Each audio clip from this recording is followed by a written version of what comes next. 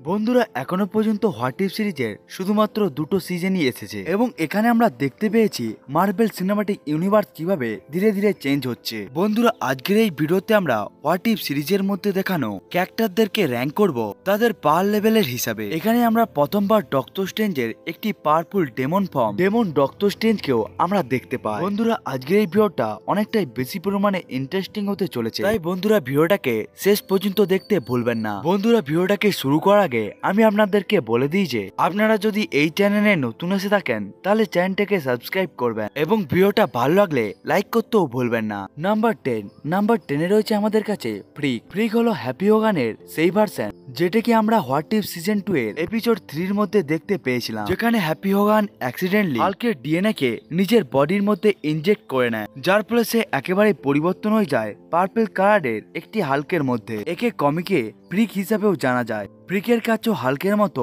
Enhance strength এবং durability রয়েছে। Freak Tony স্টার্কের 100-র বেশি রোবটকেও অতি সহজেই ধ্বংস করে দিতে পেরেছিল, এমনকি হ্যামার এবং তাদের রোবটের কাছ থেকে ফ্রিক টনি স্টার্কের টাওয়ারকেও একেবারে বাঁচিয়ে নিয়েছিল। এপিসোডের শেষের দিকে ফ্রিক অ্যাভেঞ্জারের টিমের সাথেও একেবারে লড়াই করে নেয়, কিন্তু পরে অ্যাভেঞ্জারের টিম জানতে পারে হ্যাপি হোগানই হলো ফ্রিক বলে। নাম্বার 9 রয়েছে আমাদের কাছে হোয়াট ইফ সিরিজে দেখানো হাল্ক। এই হাল্ককে আমরা খুব কম সময়ের জন্যই দেখতে পেয়েছিলাম, যাকে সুপ্রিম স্ট্রেঞ্জ একেবারে বন্দি করে রেখেছিল নিজেদের আর্মির জন্য, যাতে সে নিজের ইউনিভার্সকে আবার ফেরত আনতে পারে। এই হাল্ককে আমরা আসলে কমিকের মধ্যেও দেখতে পেয়েছিলাম, যেখানে এই হাল্কটি হাল্ক এবং থরের মিশ্রণ। এমনকি এই ক্যারেক্টারটি হাল্ক এবং থরের সব থেকে শক্তিশালী ভার্সন দিয়েও তৈরি। এই হাল্ককে দেখে বোঝা যাচ্ছে এই হাল্কের শরীর দিয়ে অনেকটাই বেশি পরিমাণে গামা রেডিয়েশন বাইরে বের হয়। এখান থেকে বোঝা যায় এই হাল্কটি কতটা বেশি পরিমাণে শক্তিশালী। এবং আপনারা যদি এই ক্যারেক্টারটিকে ভালো করে দেখেন তাহলে আপনারা দেখতে পাবেন একটিকে দেখতে আসলে হাল্ক এবং থরের মিশ্রণ, যার শরীরের মধ্যে হাল্ক এবং থরের মতোই পোশাক রয়েছে। এই ক্যারেক্টারটিকে আমরা হোয়াট ইফ সিরিজের মধ্যে অতটাও কিছুকে করতে দেখতে পাইনি, এই কারণে এই ক্যারেক্টারটি এই লিস্টের নাম্বার 9 রয়েছে। নাম্বার 8 রয়েছে আমাদের কাছে অ্যাওকেন হেলা। এই হেলাকে আমরা দেখতে পেয়েছিলাম হোয়াট ইফ সিরিজের সিজন 2 এর এপিসোড 7 এর মধ্যে, যেখানে ওডিন হেলাকে একেবারে পৃথিবীর মধ্যে পাঠিয়ে দেয়, যেমনটা সে থরকে পাঠিয়ে দিয়েছিল। কারণ হেলার পাওয়ার এবং লোভ অনেকটাই বেশি পরিমাণে বেড়ে গিয়েছিল। পৃথিবীর মধ্যে পৌঁছে গিয়ে হেলা সব থেকে প্রথমে মেন্ডেরিমের সাথে দেখা করে এবং এরপরে সে টার্লোডের ভিলেজের মধ্যে মার্শাল আর্ট এবং চিকে একেবারে মাস্টার করে নেয় এবং এখান থেকে সে রিয়েলিটিকে একেবারে বুঝতে শিখে, যেখানে পরে গিয়ে হেলার নিজের পাওয়ারকে আবার রিগেন করে নেয়। এমনকি হেলার কাছে ওডিনও মাথা নিচু করে দেয়। হেলা, যাকে আমরা এখনো পর্যন্ত মৃত্যুর দেবী বলে থাকতাম, সে এখন পুরো কসমোসের মধ্যে ম্যান্ডারাম টার্লং এর মানুষদের সাথে সে বিভিন্ন ধরনের প্ল্যানেটকে তাদের স্বাধীনতা দিয়ে থাকতো।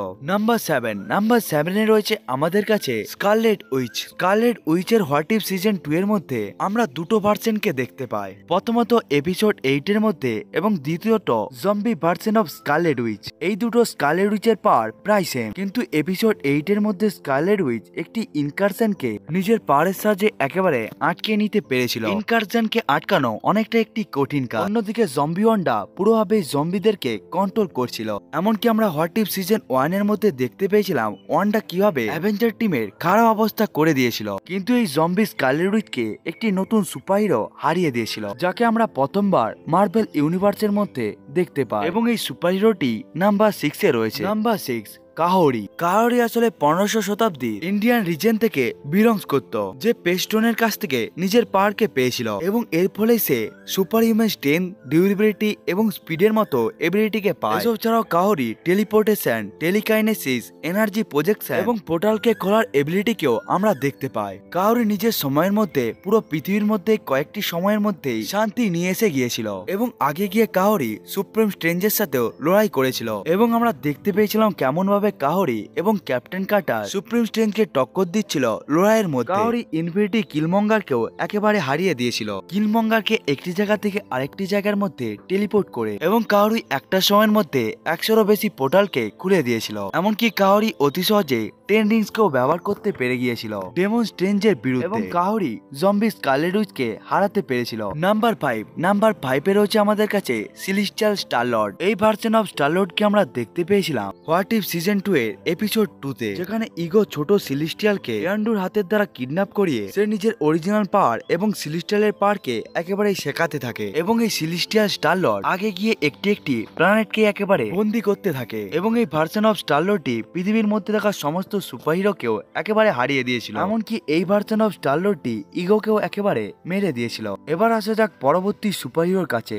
নাম্বার 4 এ রয়েছে আমাদের কাছে captain Carter with infinity stone and Hela's power. একে অনেক ফ্যানই ক্যাপ্টেন ইনফিনিটি নামেও জানতে শুরু করে দিয়েছে। হোয়াট ইফ সিরিজের মধ্যে যতটা পাওয়ার ক্যাপ্টেন কার্টারকে দেওয়া হয়েছে ততটা পাওয়ার অন্য কোনো ক্যারেক্টারকে দেওয়াই হয়নি। Captain Carter with infinity stone supreme স্ট্রেঞ্জকেও টক্কর দিতে পেরেছিল এবং সে হেলার পাওয়ারকে ব্যবহার করে সে ডেমন স্ট্রেঞ্জের সাথেও লড়াই করেছিল। এমনকি পাওয়ারকে ছাড়াও ক্যাপ্টেন কার্টার থরকে টক্কর দিতে পেরেছিল। এমনকি দ্য ওয়াচার পুরো মাল্টিভার্সের মধ্যেই তাকে সবথেকে বেশি স্পেশাল বলে। ক্যাপ্টেন কার্টার ইনফিনিটি স্টোনকে খুবই ভালোভাবে ব্যবহার করতে জানতো এবং সে নিজের পাওয়ারকে খুব তাড়াতাড়ি ব্যবহার করতেও শিখে গিয়েছিল। এমনকি ক্যাপ্টেন কার্টার নিজের জন্য অনেকগুলো ক্লোনকেও বানিয়ে নিয়েছিল সুপ্রিম স্ট্রেঞ্জের সাথে লড়াই করার জন্য। এমনকি ক্যাপ্টেন কার্টার নিজের ইনফিনিটি স্টোনগুলোকে ব্যবহার করে সে ডেমন স্ট্রেঞ্জকে ডক্টর স্ট্রেঞ্জের শরীর থেকে বার করতে পেরেছিল কিছু সময়ের জন্য। আসলে যদি ফ্যাক্টসকে দেখা হয় তাহলে ক্যাপ্টেন কার্টার এতটা পাওয়ার কখনোই ডিজার্ভ করে না। এবার আসা যাক পরবর্তী ক্যারেক্টারের কাছে।